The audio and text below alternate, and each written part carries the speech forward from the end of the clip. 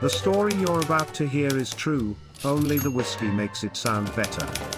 I operate on the west side of Richmond, Virginia, where private eyes keep their eyes out for loose women, and private dicks keep getting arrested. It was a dismal, thick kind of evening in late October. I was in my office, thinking about how to promote legendary members. Outside, the darkened city was all quiet, just the occasional song and dance number from a jerk splashing about in rain puddles. The door opened, and in walked a dame. She was a redhead, with wings. She walked through my door like a tigress walks into a Burmese orphanage, red hair and the kind of curves that if you were a car, would make you want to hug the road. No dame her age could afford a set of wings like that, and the makeup she had on confirmed her identity. She had bad news written on her like October of '29. Project Legends was born that night.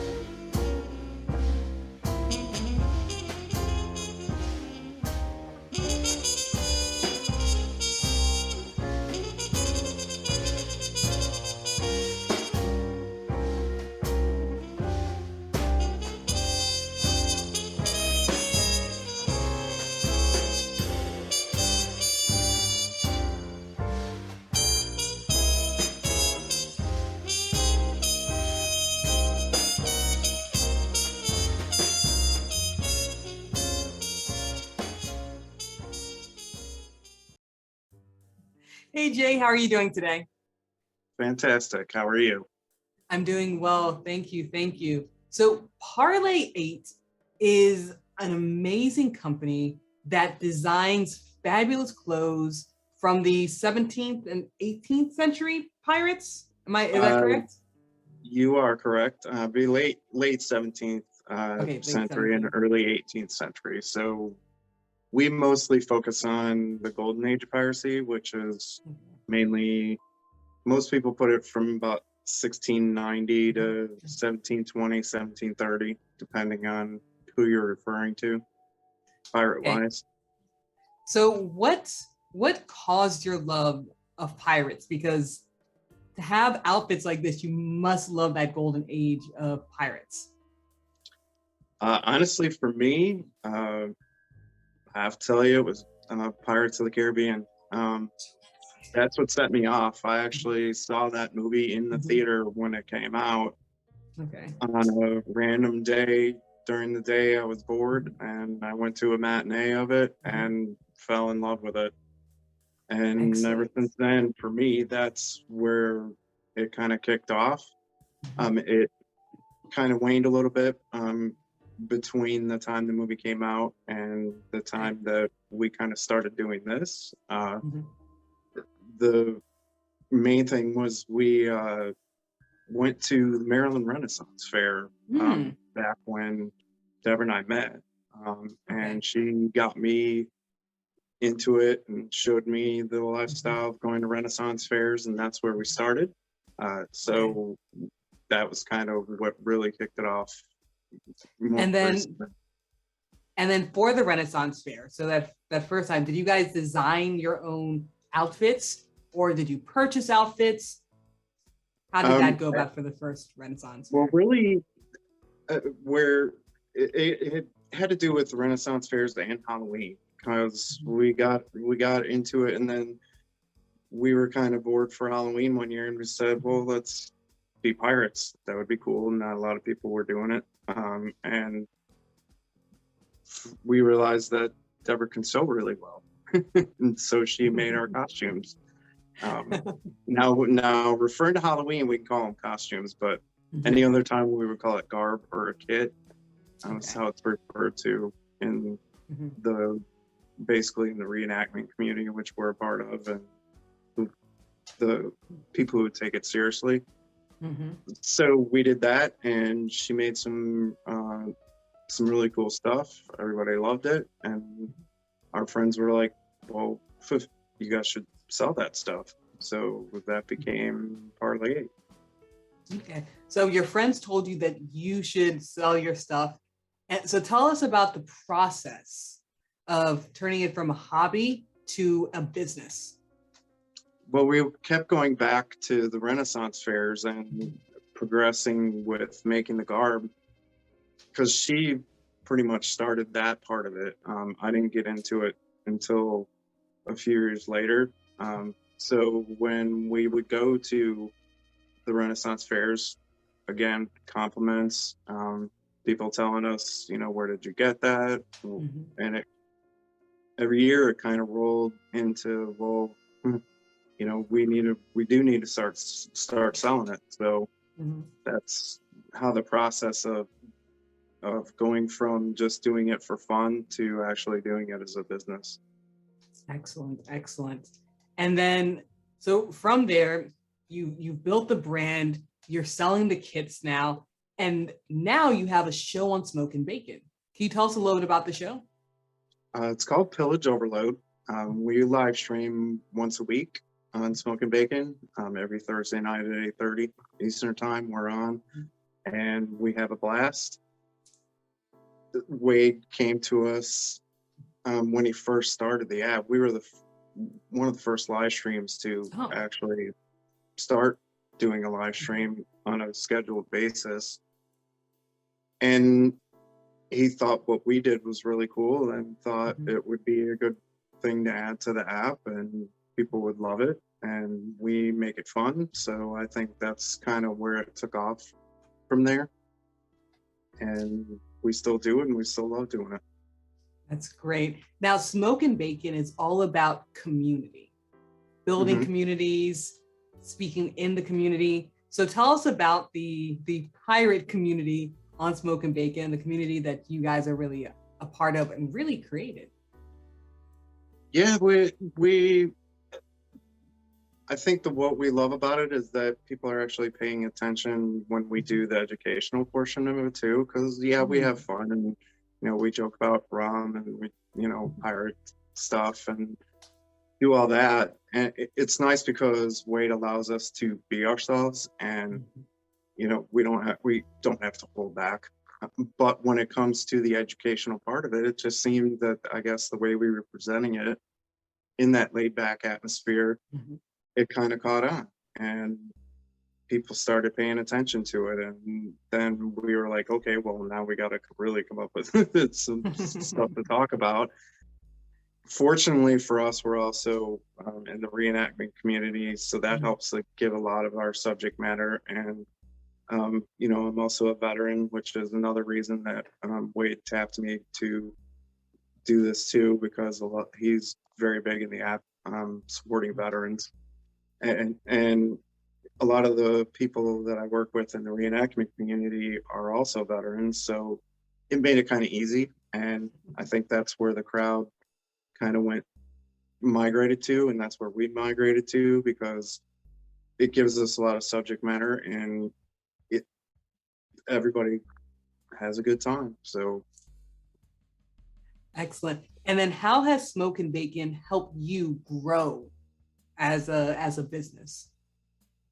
Oh, that's well, obviously the amount of people that are in the app helps with us getting customers, and Way it helps us promote uh, our business in the background when we're not doing the live streams. You know, he helps us with that, and he helps us do other things, creating other content, and allowing us to use the content that we build on Smoke and Bacon for Parlay 8, which is awesome.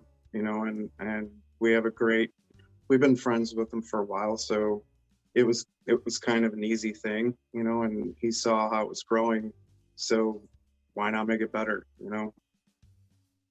That is awesome. Now, I want to say thank you for your service since you are a veteran. Appreciate So, it. so Smoke and Bacon is definitely veteran focused. It's not just an app for veterans, but it is veteran focused, and it does help a lot of veterans build a community. And there are a lot of veterans searching for a community. It allows the people that are in the app to be comfortable coming in there, Mhm. and he reaches out to people personally when there's issues. Mhm. In particular, some of the other live streamers, you know, there was another guy that had issues and couldn't do his live stream. You know, he was immediately on top of it and getting with him, making sure he's okay, things like that. He supported the women veterans in there and taking donations for things. I believe he takes it to a personal level more than most people would in an app like this, and tries to keep it that way, tries to make it a community where everybody helps each other out. That's a big part of it. And that is a big part of it. Now, Waves, so Smoke and Bacon is all about community. And I know other social media sites, they'll have groups, or they have ways to form communities, but within Smoke and Bacon, it really is about the community. So how do you feel that that's beneficial to veterans, to Parlay 8, to people in general, to have an app that is really based on forming communities, relationships, and bonds? Well, the way he has the app set up lends itself to that immediately when you go in it. As far as Parlay 8 is concerned, we have a community in the app called Port Royal. He has everything divided up into different communities for the veterans, communities for the ladies, different interests that people might have, barbecue, pets, things like that. And he makes it so that you can choose which community you want to be a part of. So that will be what shows up in your feed, rather than having the app choose it for you or make you be a part of something that you don't want to be a part of. You can choose to be a part of any community in the app that you want to be a part of. And the people that have been a part of the Port Royal community, you know, they support us and post things that they see. We've had people that we've met in the app come to events that we do. So tell me a little bit about the reenactments that you guys do. Because I've never been to a reenactment before. So tell me about the reenactments. Deborah and I are both a part of a crew called the Loose Cannon Company, based in Virginia Beach. And we do events all up and down the East Coast. We've gone as far north as Delaware and as far south as southern North Carolina, and everywhere in between. We do events in Virginia, North Carolina, Pennsylvania. And the nice thing about that is the community there too. That's another community. I've had people on the show that I met through the reenactment community. Several of our crew have been on the show with us on Smoke and Bacon. We've done interviews over the internet back when we started, and anytime I have somebody at the house staying with me, because we have people come back and forth, being that we're in Richmond, some of the crew lives west of us, and if there's an event that's close by, they'll come stay the night with us. And if our live stream is going on, we'll have them be a part of it. I recently did and share the show with Mr. Willis, who is the quartermaster. He's actually the founder of the crew. When Deborah was in Las Vegas, he took her spot while he was here, staying here for a class, and came on and did the whole show with me. So it's a lot of fun that way, and it brings a lot of subject matter for us to talk about on the live stream because of what we do. We've done videos, we've included that stuff in we normally do a season ending episode, which we're coming up on soon, where we put together a montage of things we've done over the season. Sometimes we'll throw in things that we've done while we're reenacting, and it's nice because it garners questions from the people that come in the show too. So when we talk about it, we've actually done it as far as firing cannons, firing weapons, being pirates. That's what we do. When we go out for a weekend. We get there Friday night, and we actually camp 18th century style. So we'll set up an encampment. Everybody brings tents and the furniture and everything we eat, and 90% of it is 18th century. We got to have heaters and fans here and there because sometimes it gets cold, sometimes it gets hot, and we are actually, we do actually have that stuff, so we can use it if we want, but we keep it away from the crowd. That's all. Okay. And it's a lot of fun. Our crew is, to me, and I know the other people in the crew, it's a family, really. We spend a lot of time with each other over the summer, and sometimes it's every other weekend for whole weekends at a time. So it becomes your family, and that's one thing I like about doing it too. It's a lot of fun, and you learn a lot. Yeah, you definitely learn a lot, especially if you guys are keeping it according to the book. There's a lot to learn. Yeah, during the day we don't allow anything that's not period correct to be in the encampment. So if you're drinking a drink, you use a mug that is period correct. If you're, even if you're just drinking water, if we got water bottles, we'll pour our water into our cup just to make sure that we're drinking it out of a cup instead of out of a plastic bottle. That is so great. So what's next for Parlay 8?